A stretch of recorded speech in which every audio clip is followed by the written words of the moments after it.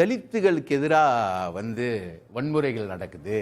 அதை அதோட பலனை 2026 அனுபவிப்பாங்க. அப்போ ஒரு ஒரு இருந்தாலும் சரி, கலைஞராக இருந்தாலும் சரி, ஸ்டாலினா இருந்தாலும் சரி, இப்போ இவங்க ஒரு பிம்பத்தை கட்டமைக்கிறாங்க. அதை மணி ரொம்ப அழகா விஷமத்தனமா சொன்னாரு. 2026 அனுபவிப்பாங்க இவங்க இவங்க தலித்துகளுக்கு எதிராக வன்முறைகள் நடக்குது.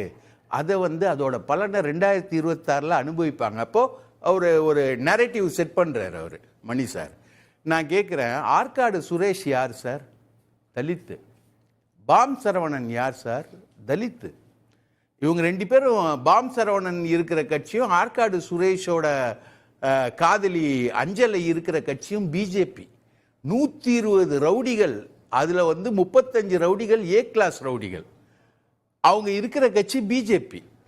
அவங்க ஒரு பெரும்பாலும் தாழ்த்தப்பட்டவங்க, அந்த அந்த வகுப்பை சார்ந்தவங்களா தான் இந்த செக்ஷன்ல ஒரு கணிசமா இருக்கிறாங்க. நான் அவங்கள குறை சொல்லலை. தேவேந்திர குல வேளாளர்களுக்கும் தேவர்களுக்கும் நடக்கக்கூடிய பிரச்சனைகள்ல இந்த ஆட்சியில குறைஞ்சிருக்கு. தேவேந்திர குல வேளாளர்களுக்கு அதுக்கான நீதிகள் பல விஷயங்கள்ல நடக்குது. பல பல நியாயங்கள் கிடைக்குது. இப்போ கள்ளக்குறிச்சியில இறந்தது எல்லாமே தலித்துகள் தான். கருணாபுரம்ன்றது தலித் வில்லேஜ் தான், அங்கதான் நடந்ததுன்ற போது கள்ளக்குறிச்சி சம்பவத்தை எப்படி ஒரு சாதிய சம்பவமா சித்தரிக்க முடியாது.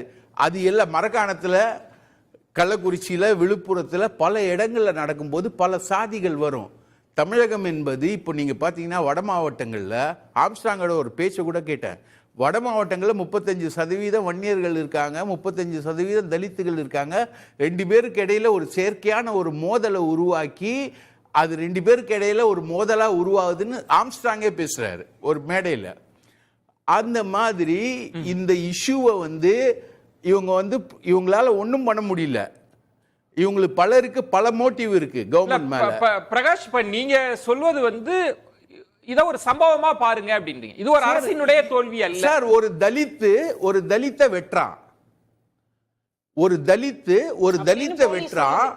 அப்படி இருக்கும்போது இதுல அந்த ஆருத்ரா என்ற பொதுமக்கள் பணத்தை கொள்ளை அடிச்சு 5000 கோடி கொள்ளை அடிச்சு 50 பேர் சூசைட் பண்ண அந்த கொள்ள பணத்தை பங்கு போட்டதுல தகராறு இது. புலனாய்வு பத்திரிகையாளரா சொல்றீங்க, ஒரு மீடியா ட்ரையல நம்ம நடத்திட வேண்டாம், அது சிக்கலாங்க. இன்னொன்னு நான் சொல்றேன். என்ன பேச விடுங்க மேடம், என்ன பேச விடுங்க. நீங்க குறிக்கிடாதீங்க. சுருக்கமா நான் கேக்குறேன். இந்த ட்ரையல் இன்னும், இந்த இன்வெஸ்டிகேஷன் இன்னும் முடியல. ஆரம்ப கட்ட அக்யூஸ்ட் பிடிச்சிருக்காங்க. நாகேந்திரன் ஒருத்தனை சஸ்பெக்ட் பண்றாங்க. திருநெல்வேலி நாகேந்திரன் ஒருத்தன், சீசிங் ராஜான்னு இன்னொருத்தன், 2 பேரையும் சஸ்பெக்ட் பண்றாங்க. அதுக்கான எவிடன்சஸ் எடுக்கிறாங்க. இன்னொன்னு கேட்டுக்கோங்க, இது இவங்க பண்ண கொலை மாதிரி தெரியல. திருநெல்வேலியில யூஸ் பண்ற